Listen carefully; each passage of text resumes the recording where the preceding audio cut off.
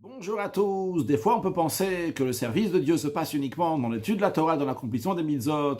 Aujourd'hui, voyons encore une sikha du Rabbi qui nous rappelle que le service de Dieu ne se passe pas seulement lorsqu'on est en train d'étudier la Torah et accomplir les mitzvot, mais il se passe aussi et essentiellement lorsqu'après étudier la Torah et accomplir les mitzvot, on va aller dans ce monde-là et changer ce monde au positif. Yaakov Avinu est appelé l'élu des patriarches. Une des perfections de Yaakov Avinu par rapport aux patriarches d'avant, Avraham et Yitzhak, c'est que Avraham, le Talmud nous dit, Yatsa mimeno Ishmael, est sorti de lui Ishmael. Donc il avait Yitzhak qui était un bon garçon, mais il y avait aussi Ishmael. Yitzhak, on nous dit que de lui, Yatsa mimeno Esav, il y a Esav qui est sorti de lui, bien qu'il avait Yaakov, il avait aussi Esav.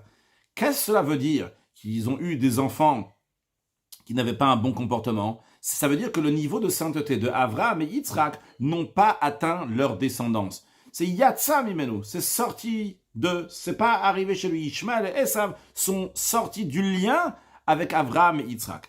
En revanche, chez Yaakov, le troisième des patriarches, lui, Mitat Shleima, littéralement, son lit était parfait, c'est-à-dire que toute sa descendance, tous ses enfants étaient parfaits, c'est-à-dire que la sainteté de Yaakov Avinu est arrivée chez tous ses enfants, à ses 12 enfants.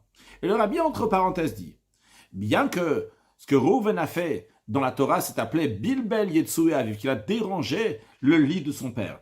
C'est-à-dire, lorsque Rachel, elle est morte, Yaakov, il a pris son lit qui était toujours dans la tente de Rachel, et il a mis dans la tente de la servante de Rachel qui s'appelait Bila. Reuven, qui était le fils de Léa, qui était la sœur de Rachel, n'a pas aimé le fait que son père, à la place de prendre son lit et de mettre chez la sœur de Rachel, qui est la mère de Reuven, il va mettre son lit dans la tente de Léa, il a mis dans la servante de Rachel seulement. Alors il a pris le lit de son père et il a mis dans la tente de Léa. Et là, d'ailleurs, le Talmud dit que tout celui qui pense, tout celui qui dit que Reuven a fauté, il se trompe. C'est-à-dire que Reuven n'a pas fait de faute. Pourquoi? Parce que Reuven, il a fait ça pour respecter sa mère. Il a dit, ça se fait pas pour ma mère Léa, comme la Gemara elle explique. Mais quand même, le Rabbi nous dit, le fait que la Torah, elle amène cette chose qu'on peut penser que Reuven il a fauté. Quelqu'un va peut-être dire que Reuven il a fauté. Eh bien, Reuven il a certaines fautes, il a un certain manque, comme c'est expliqué de manière générale dans plusieurs endroits dans la Chassidoute, commençant par le Baal Shem Tov. Le chet, qu'on dit la faute, c'est-à-dire qu'il y a un certain manque ici, il manque quelque chose. Alors, finalement, le Rabbi nous dit, vrai que Reuven n'a pas fauté, mais il y a eu un manque chez Reuven, donc on pourrait dire que la sainteté de Yaakov n'est pas passée chez son fils Reuven. Le Rabbi dit non, quand même Reuven a reçu de son père tous les sujets, il a reçu de Yaakov tout ce qu'il fallait, pas seulement qu'il a reçu tout ce qu'il fallait, mais encore plus, Yeter Sed et Yeter Oz avec encore plus grande force et encore une plus grande puissance. Et c'est d'ailleurs la raison pour laquelle, que même Bishat HaKalkala, même au moment où il a fait cette faute, entre guillemets, on l'appelle quand même Bechor Yaakov, le premier-né de Yaakov. C'est-à-dire qu'il a la qualité de Bechor, de premier-né, comme c'est expliqué. Une des qualités du premier-né, à propos des 10 commandements, dans 1-2, il est écrit Kabed et Avicha, honore ton père. La Torah dit pas Kabed Avicha, honore ton père, mais Kabed et Avicha, avec le mot et, qui veut dire qu'il faut rajouter quelque chose. Il y a encore quelqu'un qui donnait du kavod, c'est donner du kavod, donc du respect au grand frère. C'est-à-dire que lorsqu'on respecte le grand frère et on respecte le père, c'est la même chose, c'est au même niveau. Et d'ailleurs, comme le Rabbi Chaim Vital dit, Rucha Kadma de Shavigba, que le premier esprit a été mis dans lui, dans le premier enfant. Il y a l'esprit du père qui se trouve, dans le premier garçon. Donc quand on respecte le premier garçon qui est Bechor, par cela, qui est premier-né, on respecte aussi le père. Donc le Rabbi veut dire ici, il finit la parenthèse, que bien que Reuven, il avait un certain manque, un manque seulement, il n'a pas fauté dans ce monde-là, c'est considéré un manque par rapport à son niveau. Mais quand même, il a tout reçu la sainteté de Yaakov, pas juste il a reçu même encore plus que les autres. Rabbi continue en disant, parlant de la perfection donc de Yaakov Avinu et que sa sainteté est passée donc à sa descendance. C'est aussi l'explication de ce que la Gemara elle dit, que la beauté de Yaakov ressemble à la beauté de Adam Arishon du premier être humain.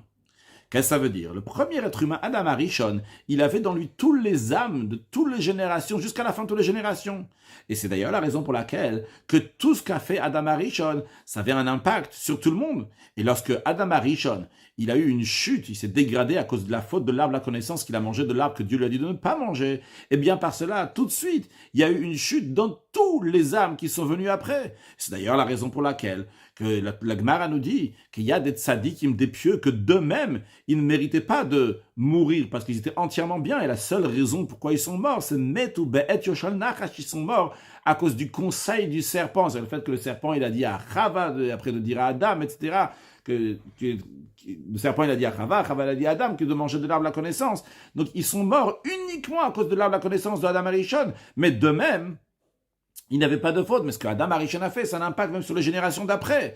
Alors, de la même manière que chez Adam Arishon, qu'il avait toutes les neshamot, tous les âmes dans lui-même, ça a un impact sur toutes les générations, et bien de la même manière aussi, Yaakov, quand on dit qu'il a une ressemblance à la beauté de Adam Arishon, ça veut dire que Yaakov, il avait dans lui tous les âmes qui vont venir après, toutes les actions de Yaakov, donc toutes les bonnes actions de Yaakov. Si déjà les mauvaises actions de Adam ont un impact sur toutes les générations, alors c'est sûr et certain que les bonnes actions de Yaakov vont avoir un impact sur toutes les générations, parce que Midatov ameruba midat puraniot, que la mesure donc, du bien est meilleure mesure que celle du châtiment. Donc c'est déjà pour le châtiment, Dieu il dit, t'as fait du mal, donc toutes les générations à venir vont avoir un impact. Alors à plus forte raison, si Yaakov, il a toutes les neshamot dans lui aussi, il fait du bien, toutes les générations à venir, ça va avoir un impact. Donc c'est pour ça que Mitato Shlema, le bien qu'il a fait, c'est pour toutes les générations à venir.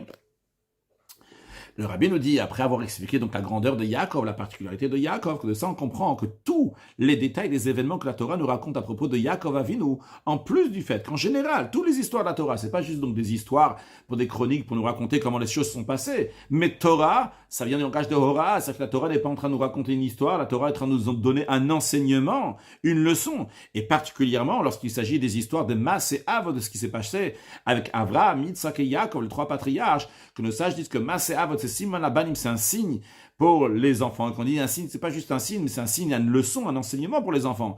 Eh bien, tous les détails qui sont passés avec toutes les âmes du peuple juif, comme ils étaient dans la Neshama de Yaakov Avinu, eh bien, sont à nous une manière de nous guider dans notre chemin, et ça nous donne la force à tous les âmes qui viennent après, quand leur Neshama va descendre ici-bas.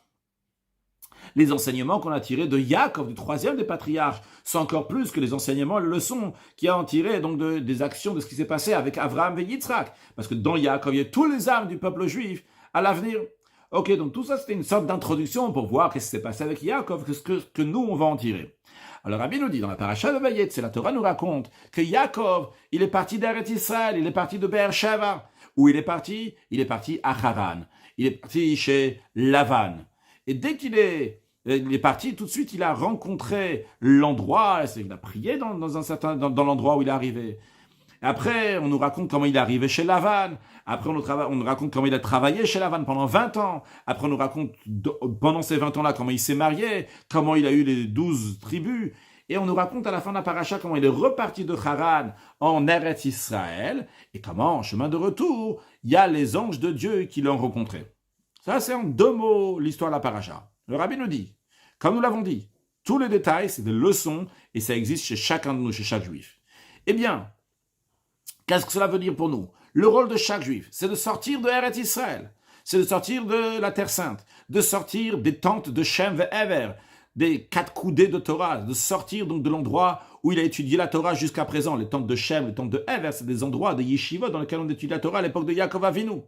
Et qu'est-ce qu'il va prendre de là-bas, cette étude qu'il a eue chez Shem ve'Ever, dans la Torah, il va le prendre et il va l'amener à l'action. Il va aller à Haran. Le mot Haran vient du langage de Haron Shel Makom Ba'olam, qui veut dire la colère de Dieu dans le monde. C'est-à-dire, il va aller dans le bouillonnement du monde. C'est une expression en yiddish, quand on dit le Koch von Welt, la chaleur du monde. Et là-bas, il va s'occuper, il va avoir affaire avec Lavan à Arami. Et il va faire sortir de Lavan les étincelles divines qui se trouvent là-bas, comme c'est expliqué donc par ailleurs dans Chassidut, que Yaakov, lorsqu'il était chez Lavan, il a eu affaire avec le bétail de Lavan. C'était pour avoir affaire avec les étincelles divines, la sainteté qui se trouvait là-bas, qui était exilée, qui devait l'élever.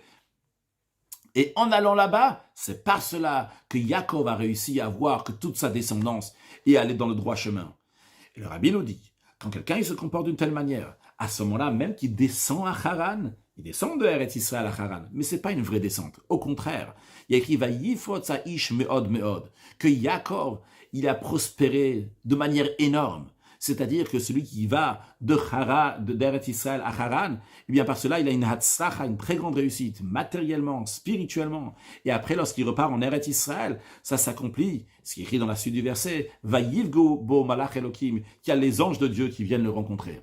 Et comme le Zohar précise que lorsqu'Yaakov est parti à Haran, c'est-à-dire avant qu'il a fait son travail à Haran, avant qu'il a eu ses enfants, les tribus, bien qu'il ait étudié beaucoup de Torah dans la yeshiva de Hever, mais finalement, on nous dit, quand il est parti, Vayiv Gaba Makom, c'est lui qui a rencontré l'endroit.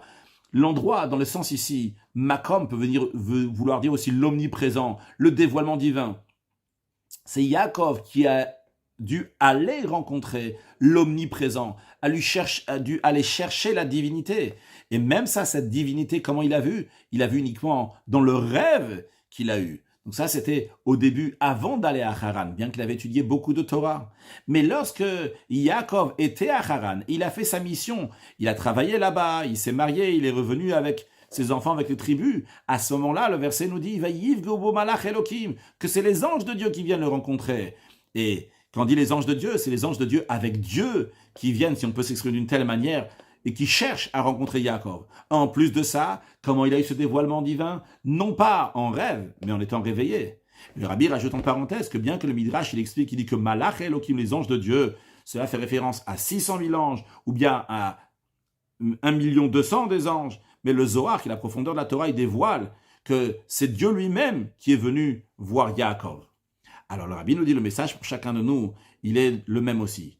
Tant que le juif il est en Eretz Israël, tant qu'il est enfermé dans la sainteté à lui-même, il s'occupe que de lui, même s'il est très très grand, mais il ne pourra pas arriver au niveau d'élévation qu'il va avoir en allant à Haran, en allant dans le monde, d'avoir un impact sur le monde, de rapprocher des juifs, de faire des juifs. Dès qu'un juif il sort d'Eretz Israël, il va dans le monde, il va avec l'intention d'avoir un impact avec d'autres. Déjà on lui donne une force, on lui donne Vayiv Gabama, comme tout de suite qui rencontre l'omniprésence de Dieu pour pouvoir faire sa mission. Mais après, une fois qu'il finit sa mission, à ce moment-là, la lumière divine qu'il a, elle est beaucoup plus haute. Ce qu'on appelle donc la Itaruta dil Eila, l'éveil du haut qui vient après la Itaruta dil Tata. Le Rabbi fait référence à deux notions kabbalistiques qui sont amenées dans la Chassidoute. Il y a Itaruta dil Eila, l'éveil du haut, et Itaruta dil Tata, c'est l'éveil du bas. Il y a toujours un petit éveil du haut avant qu'on va avoir l'éveil du bas, que nous, on va faire quelque chose.